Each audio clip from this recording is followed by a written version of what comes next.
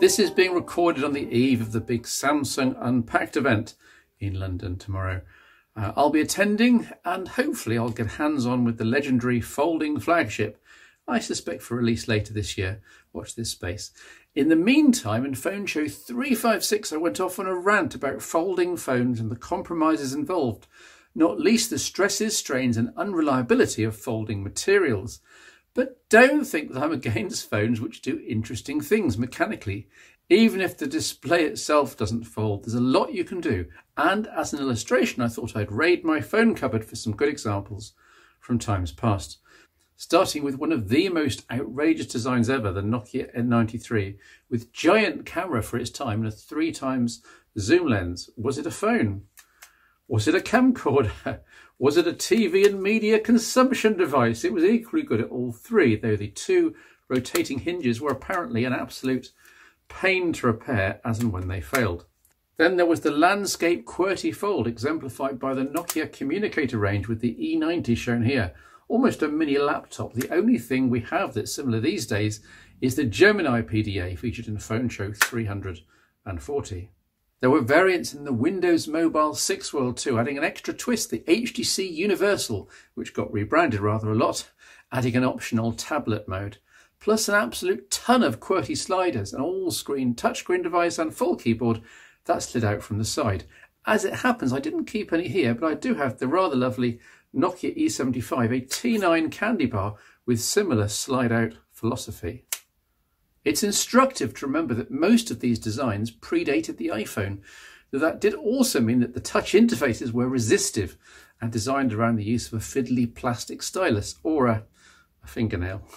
Still, plenty of innovation, and I can't resist going back as far as I dare and showing off again the Ericsson R380, slightly water damaged here, a full Symbian running smartphone with touchscreen internet and applications, released in 1999.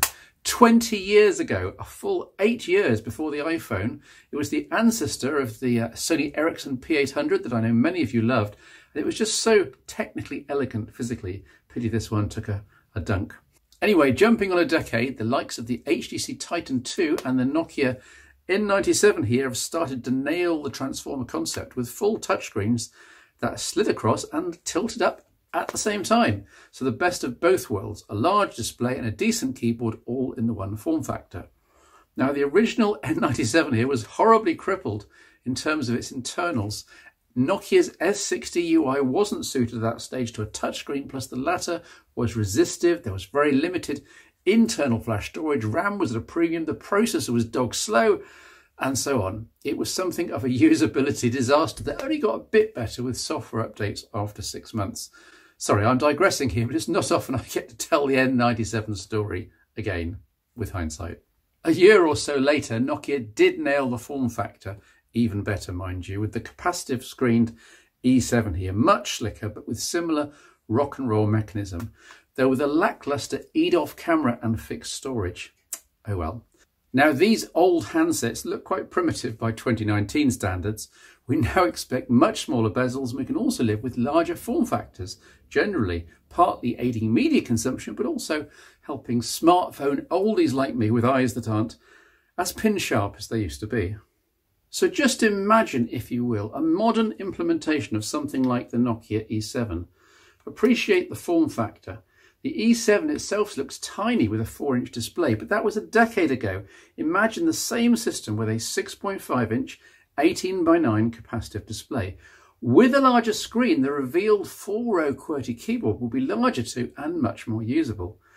I was a huge fan of the rock and roll pivot system back in the day, and I still am. The only real downside for 2019 would be the lack of waterproofing, but maybe micro coating of internals Motorola style might fix that. Comments welcome. Could this work with a modern flagship Android experience? One final thought, apart from that water-damaged R380, all of the phones shown here are still fully working, up to 20 years, 2 decades after they came out. No folding screens to perish, you see.